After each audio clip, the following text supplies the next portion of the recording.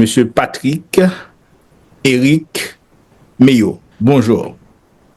Bonjour à Guillaume et bonjour à tous les téléspectateurs qui nous regardent en ce moment. C'est ça.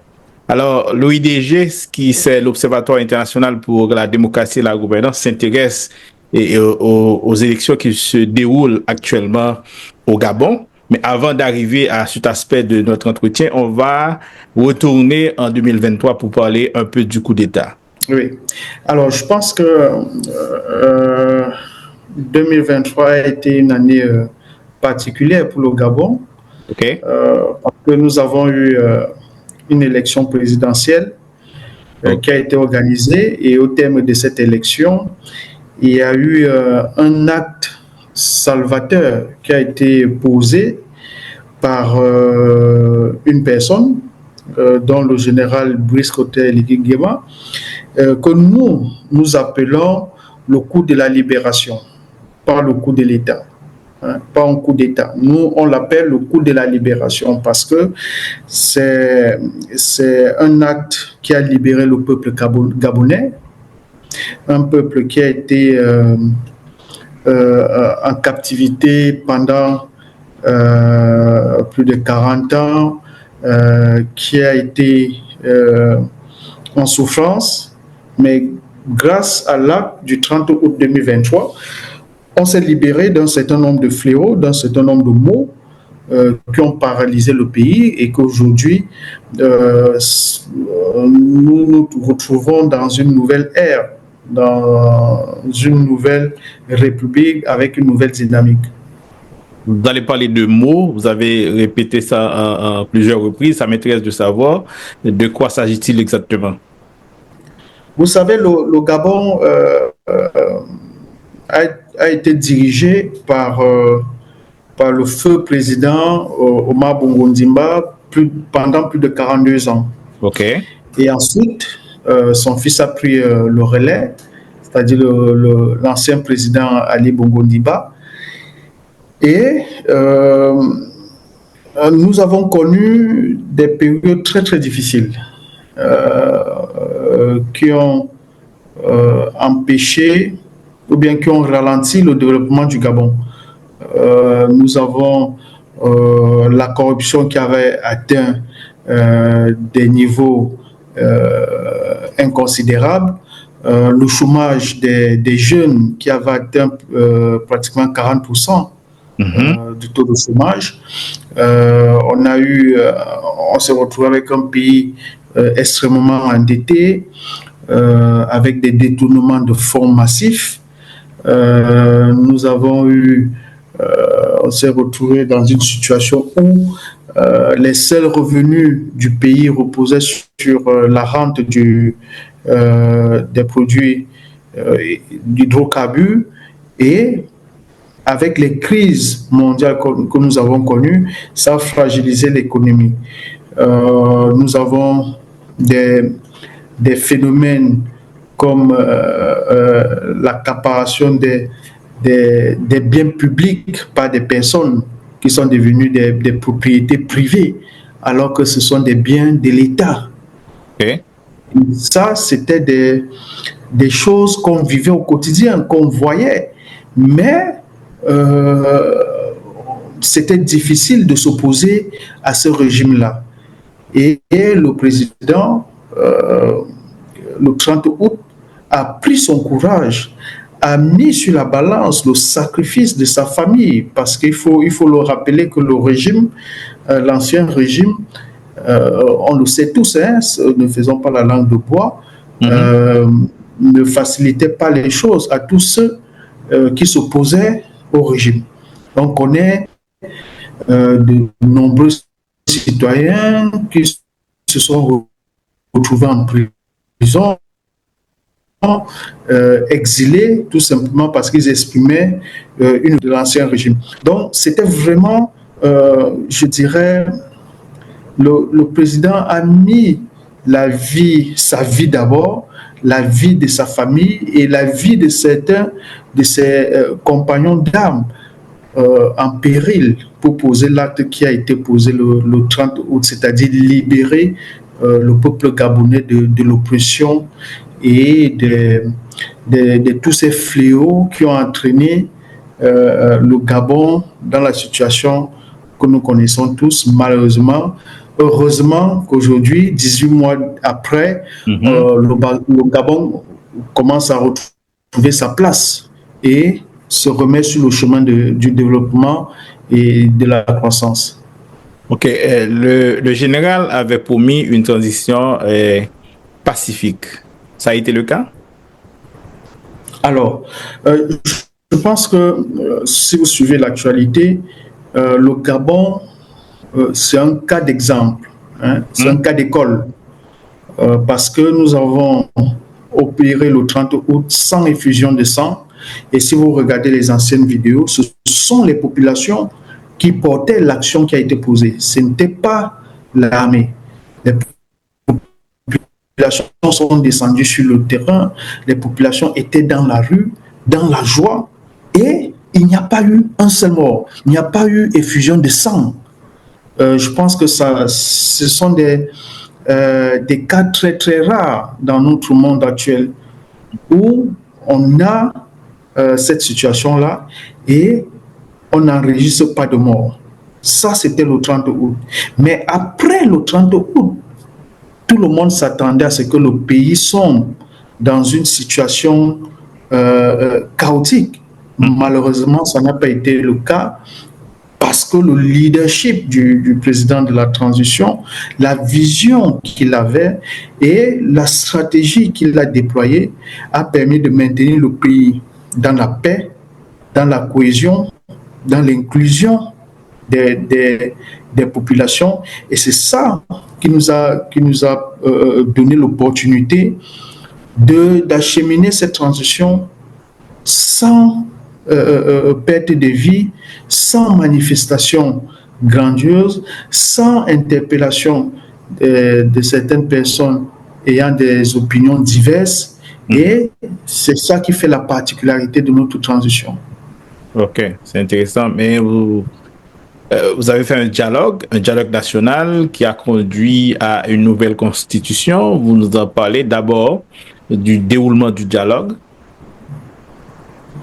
Alors, il faut savoir que lorsque nous sommes arrivés, le président de la transition a présenté une feuille de route pour rassurer les populations, pour rassurer les partenaires, pour rassurer les bailleurs de fonds, pour rassurer les communautés, que ce soit la communauté locale, régionale et internationale.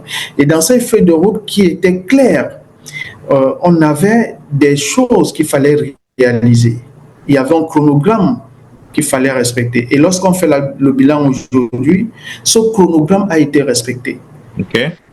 Nous avons commencé par le dialogue national inclusif, ce qui a été promis et ce qui a été réalisé. Ce dialogue national inclusif, j'insiste là-dessus, inclusif, pourquoi? Parce que dans ce dialogue, on a eu toutes les couches sociales gabonaises.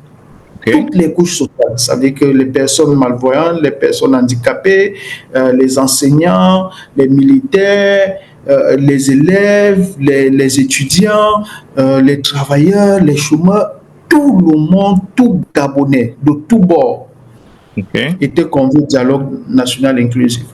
Et de l'autre côté, on a également permis à tous les Gabonais, quel que soit leur localisation, de pouvoir contribuer au dialogue national inclusif. Nous avons enregistré plus de 36 000 contributions. 36 000 contributions. Ça veut dire que chaque Gabonais a fait une contribution dans le cadre du dialogue inclusif. Et à la fin de ce dialogue inclusif, un rapport a été rédigé avec des recommandations pour pouvoir acheminer vers la rédaction d'une nouvelle constitution, parce que ça a été la volonté du peuple. C'était ça le processus. Et après la rédaction de cette nouvelle constitution, qui a été la volonté du peuple, nous sommes passés au référendum pour donner la possibilité au peuple, pour dire c'est le peuple qui décide, c'est le peuple qui valide ce que nous, comment le Gabon doit fonctionner, quelles sont les lois, quelles sont les règles. Et au mois de novembre 2024, le peuple gabonais s'est exprimé avec un pourcentage de 91,5%, ce qui est énorme. C'est-à-dire tous les Gabonais ont dit oui à cette nouvelle constitution. On dit oui à cette nouvelle façon de faire, cette nouvelle façon de gérer qui a été portée par le président de la transition. OK. Mais est-ce que pour le dialogue national, la structure du dialogue, c'était comment? Il y avait tout le monde, mais qui était à la présidence, je pourrais dire, du comité directeur pour ce dialogue? Alors, à la présidence, nous, on a fait vraiment simple. Hein? On avait l'archevêque métropolitain qui était le président, et autour de l'archevêque, on avait les autres confessions religieuses, les protestants, les églises de réveil, les musulmans, la société civile,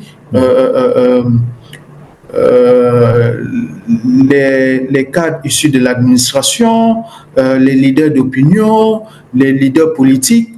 C'était toutes ces catégories qui composaient le directoire. Et maintenant, il y avait des commissions qui ont été créées. Et c'était la même structuration. C'est-à-dire, dans les différentes commissions, on retrouvait les mêmes catégories.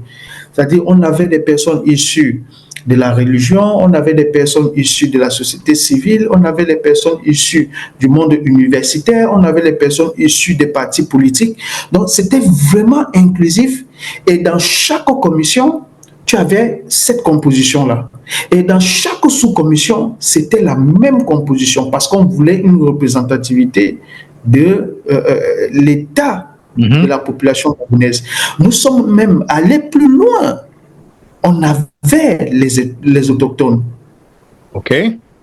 On avait les autochtones dans les commissions parce que ces autochtones-là qui ont toujours été marginalisés, qui n'ont jamais eu la possibilité de s'exprimer, qui n'ont jamais eu la possibilité de donner leur opinion par rapport à la gestion du pays, avec la vision du 30 août, avec la vision du général, il a dit tous ces autochtones-là, ils étaient dans les différentes commissions, donner leur opinion, comment eux, ils voient la gestion du pays, comment ils envisagent les différents changements qui devaient être opérés. Et c'est ça qui a fait la particularité de notre dialogue. OK. Mais est-ce que l'ancienne constitution prévoyait un référendum ou c'est à partir du dialogue que vous avez décidé de faire un référendum pour une nouvelle constitution? Avant le 30 août, on n'avait jamais eu de référendum au Gabon. OK. Le président est arrivé, il a dit, moi je vais organiser le référendum, je vais donner la possibilité au peuple de s'exprimer. Okay. C'est ça la vérité, c'est ça la réalité. C'est qu'on n'a jamais eu de référendum. Mais j'ai vu qu'il y avait eu une conférence nationale dans le passé. Oui, il y a eu un dialogue national dans le passé, mais il n'y a jamais eu de référendum. OK. Voilà. C'est tellement différent, Mais j'ai vu dans la Constitution aussi quelques points. C'est que il y a des restrictions, je pourrais dire, par rapport à l'âge. Oui. Alors, je pense qu'il faut savoir en réalité ce qu'on veut. Nous avons estimé, et ce n'est pas la décision du général, ce n'est pas la décision d'une catégorie de personnes, c'est le peuple gabonais, souverain, libre, qui a estimé que pour être président de la République gabonaise, tu dois avoir moins de 70 ans, ou plus ou moins 70 ans. Parce qu'au-delà de 70 ans, logiquement, tu dois t'occuper de tes petits-enfants, tu es un sage qui doit se mettre au service de la société. Donc nous avons estimé que pour nous, au Gabon, on ne veut pas un président qui a 75 ans, 80 ou 90. On veut celui qui a la capacité de pouvoir gérer, de pouvoir conduire le pays là où on le souhaite. Okay. Donc, ce n'est pas le président qui a pris un décret. Non. Le peuple s'est exprimé, le peuple avait la liberté, le peuple avait le pouvoir, le peuple avait l'opportunité de dire non, on veut 80, on veut 90, on veut 100. Mais ils ont décidé, le peuple a dit oui, on va sur 70 ans, par exemple. OK. Mais vous êtes, il y a 8 candidats en course maintenant, c'est ça? OK, mais ce n'est Oui, pas pour empêcher à d'autres candidats de participer à la course, non? non, c'était libre. Je pense que une société se renouvelle. Si on prend les anciens candidats qui ont déjà 80, 75, ils ont fait leur temps. Il faut aussi laisser la possibilité aux autres. Il faut donner la possibilité à chacun d'entre nous de pouvoir se présenter ou bien prétendre au poste du président de la République. Ce n'est pas une chasse gardée pour une catégorie de personnes. Pourquoi ce sont les mêmes personnes pendant des années et des années qui devraient se présenter, alors qu'il y a d'autres Gabonais qui ont des capacités, d'autres Gabonais qui ont l'expertise, l'intelligence, le leadership nécessaire de pouvoir diriger le pays. Donc, il faut se mettre dans une dynamique, dans une logique d'ouverture, de partage, OK. d'inclusivité, que tout le monde a l'opportunité, a la possibilité d'être à cette position. OK, OK. Mais j'ai vu, vous avez touché aussi dans cette constitution la question de la nationalité. Pour être candidat, il faut renoncer à une autre nationalité 3 ans d'avance et être présent dans le pays 3 ans. Mais pourquoi ce choix, par exemple? Mais tout simplement parce que être président de la République, c'est connaître, maîtriser le pays. Mhm. Être président de la République, c'est pas un jeu d'enfant. On ne vient pas s'essayer. OK. C'est la raison pour laquelle on a estimé que pour être président, tu dois avoir les racines gabonaises. Ce n'est pas de la xénophobie, non, pas du tout. Mais parce qu'on estime que ça donne une certaine dimension sur le plan de la souveraineté de notre État, de notre pays, pour avoir quelqu'un qui a la maîtrise, quelqu'un qui a les racines gabonaises, quelqu'un qui a la connaissance parfaite du pays pour pouvoir diriger ce pays-là. Et c'est la raison pour laquelle nous avons décidé, encore une fois, en tant que peuple, on dit désormais au Gabon, pour être président, il faut être gabonais et avoir une souche mère et père gabonais. OK. Parce que on veut quelqu'un qui maîtrise, quelqu'un qui connaît, quelqu'un qui a des racines gabonaises et qui peut, et qui, je dirais même, comprend mieux les Gabonais. OK. OK.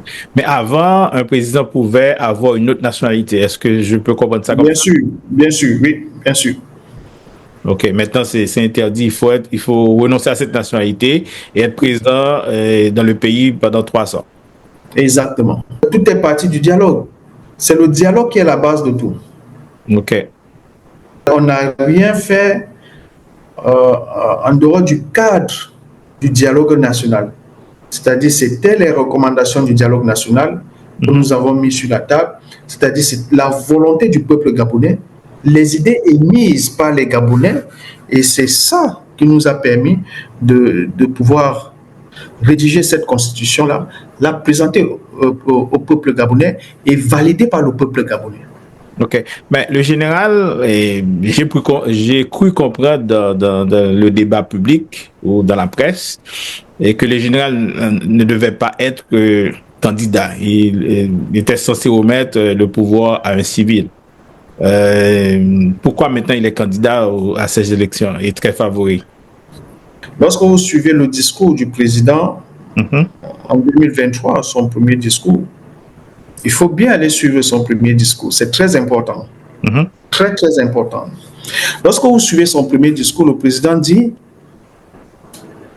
que nous allons remettre le pouvoir aux civils. C'est ce que le président dit. Il dit que les militaires vont remettre le pouvoir aux civils. C'est enregistré. Mais est-ce que cela veut dire que le président ne peut pas se présenter à l'élection présidentielle? Non. Le président n'a jamais dit quelque part qu'il ne se présentera pas à l'élection présidentielle. Okay. Ça, c'est la première chose. Maintenant, la deuxième chose,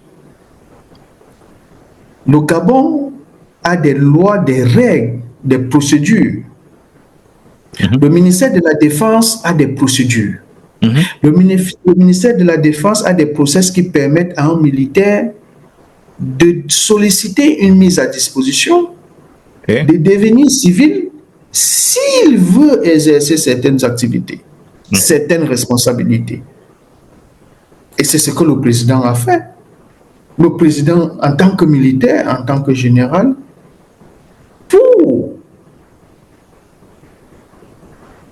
être candidat à l'élection présidentielle, il fallait être un civil.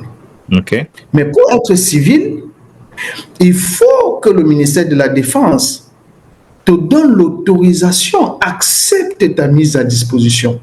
Okay. Et c'est ce que le ministère de la Défense a fait. Le président, le général, a déposé sa demande d'une mise à disposition. Le ministère a analysé sa demande. Le ministère a accepté sa demande. Et le président est devenu civil. Okay. Et à partir du moment où il est devenu civil, comme tout Gabonais, il a le droit de se positionner comme candidat à l'élection présidentielle. C'est un droit absolu. C'est le droit de tous les Gabonais. Maintenant, le cap vers les élections. Comment se déroule maintenant la campagne présidentielle? Est-ce que les autres candidats sont aussi présents que le président sur le terrain en train de faire campagne? Alors, écoutez, nous avons un programme. Nous respectons tous les candidats. Nous avons un planning. Nous avons commencé notre campagne. Tout se passe très très bien. La campagne se déroule dans le calme, dans la sérénité. Je pense qu'on n'a pas eu d'incident majeur enregistré depuis le début de la campagne. Chaque candidat se déploie comme il veut, comme il entend, où il veut. Okay. Il n'y a pas de restrictions particulières. Maintenant, nous, on ne va pas se substituer à l'adversaire.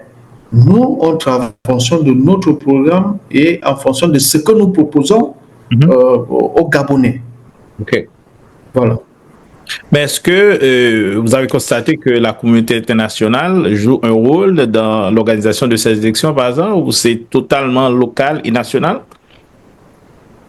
Non, on a eu plusieurs sollicitations, que ce soit déjà dans la préparation. Il y a plusieurs pays qui nous ont accompagnés, qui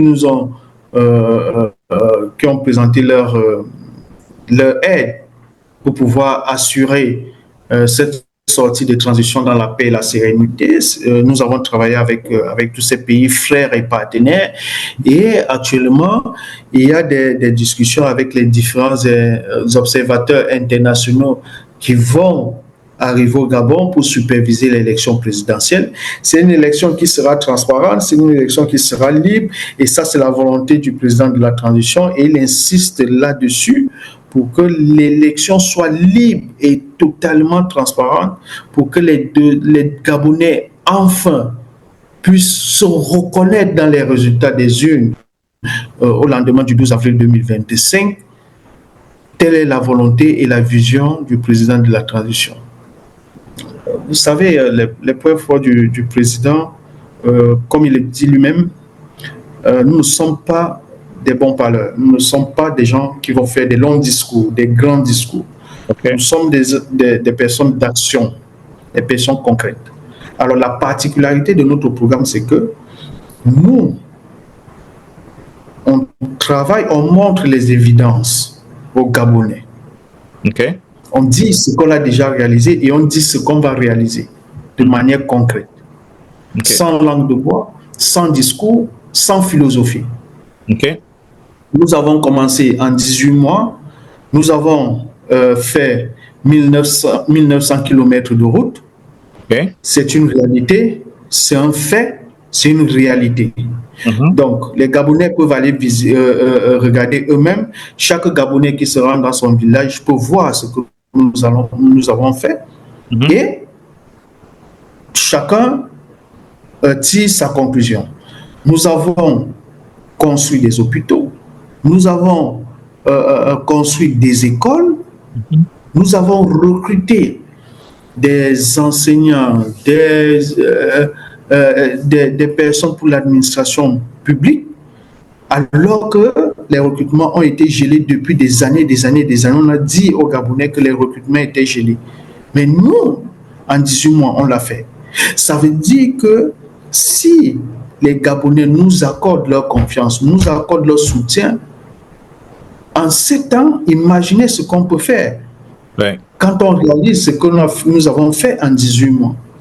Ouais. Donc, la force du programme du président, c'est ce côté action, réaction, résultat. Okay. Sans discours. Sans discours. Voilà. OK. Alors, on va arriver à la fin de notre entretien. Et pour aujourd'hui, les élections sont prévues pour le 12 avril. Alors, il y a un aspect important que je n'ai pas touché, la question de la sécurité. C'est comment au Gabon? Alors, je pense que vous avez des correspondants, vous pouvez regarder. Depuis que nous avons commencé, il n'y a pas de couvre-feu, les gens circulent librement, aucun incident. Et ce n'est pas seulement pour l'élection présidentielle. Depuis le référendum, depuis que nous sommes arrivés, est-ce que vous avez suivi un seul jour où on vous a dit voilà, il y a telle situation, il y a les routes qui sont bloquées parce qu'il y a les meurtres, parce qu'il y a des grèves, non. Ça n'existe plus au Gabon.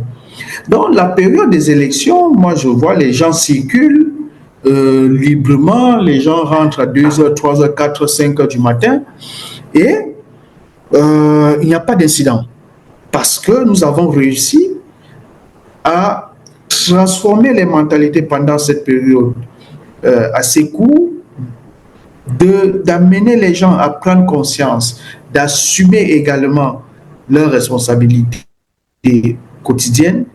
Et c'est ça qui fait en sorte qu'aujourd'hui, qu'on puisse organiser des élections où tu n'as pas la présence militaire ou policière à tout bout de champ comme ça se faisait avant. Okay. Mais là, c'est libre. C'est libre. Le mot de la fin?